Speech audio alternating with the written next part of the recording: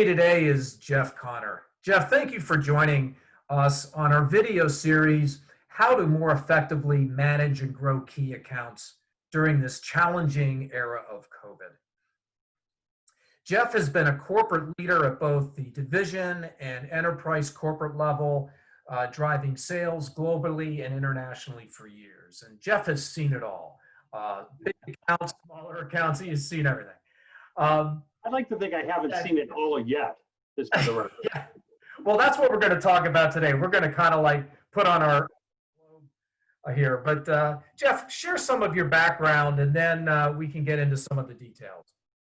Yeah, so I spent 30 years with a company called Aramark out of Philadelphia. My last role for the last 7 years was I was the first chief growth officer. So my primary responsibilities were new customer acquisition, customer retention, and a few other things like customer experience and pricing and all the rest of that. But if you think about the big levers that move the needle for us, fundamentally it was customer relationship.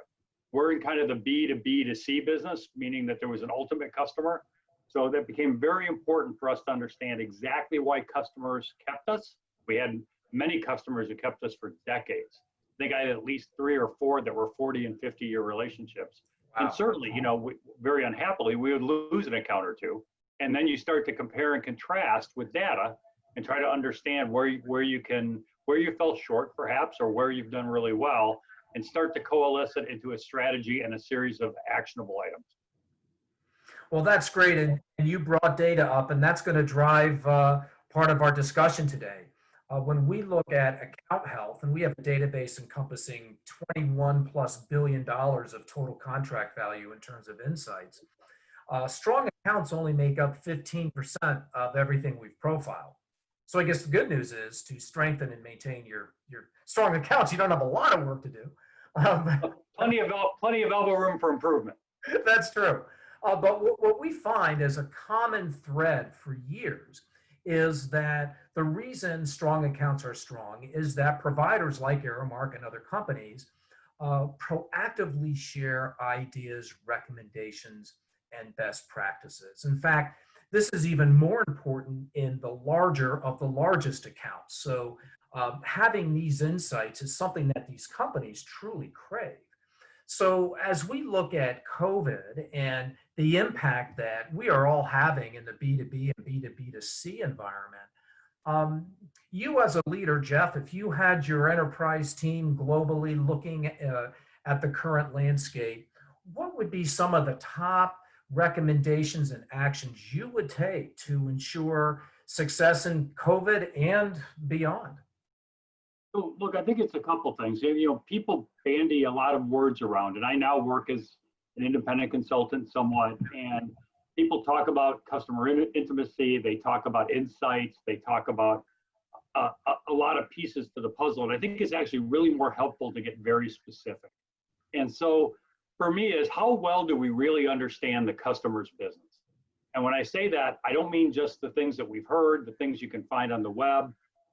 Have you really made an effort? Has somebody on the team really made to understand not just their marketplace, not just their geographic location, but their competitor set, who they compete against, what they're trying to accomplish? Look, there may not be overlap. You may not have to come in with a solution, but people get wound up about the communication to their customers about value is kind of like selling them the next thing.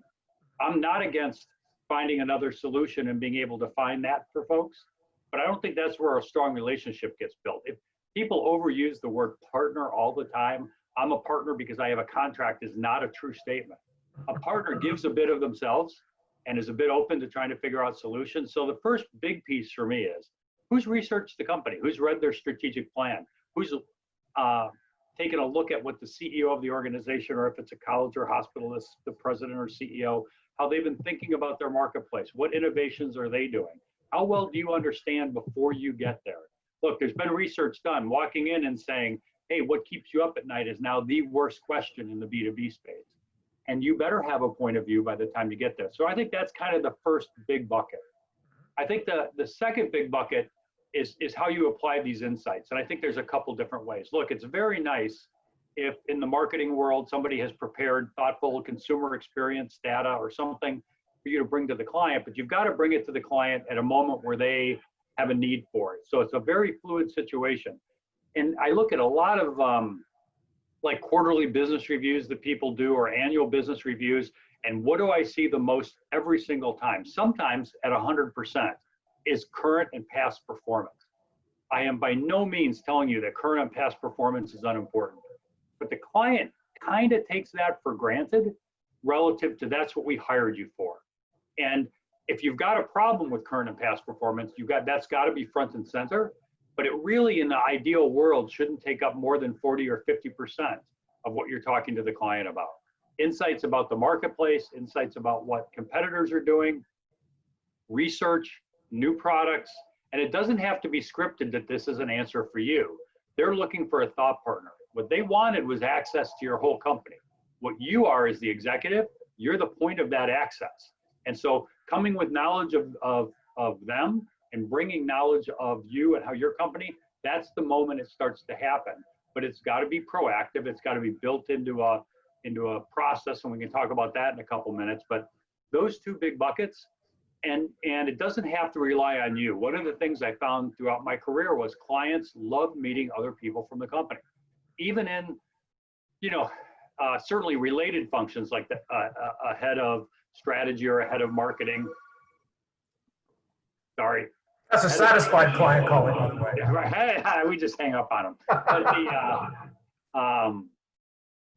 But even sometimes I would bring some of my accounting partners or finance partners in to help them understand how we think about things, whether there were investments required, and sometimes for them just to see the broader team that cares about them and is focused on them. And look, the other piece to me is, and people tend to boil this down to use cases, case studies, whatever terminology you like, but people love to hear about somebody else's challenge and how they solved it, ideally with you, right? But even in a case where they solved it without you, understanding that kind of the process people use because they can apply it to their own world. And I think that's where you start talking like a partner as opposed to a vendor who just waits for the opportunity to say, oh, we have the answer, it's X and it has these features and benefits and it fits you perfectly. That's not partner-like in my book. Jeff, these are great insights. And what I would like to do is carry into next month's video newsletter some more of these views on strong accounts, because you raise a lot of points that our data also supports. Fascinating insights. Jeff, thank you for joining us today. And I'm glad it's not raining in Chicago because it is here, but luckily I'm inside at our global headquarters. Great to talk to you as always, and best of luck, and thrilled to have a chance to participate. Thank you. Thank you, Jeff. We'll talk again soon.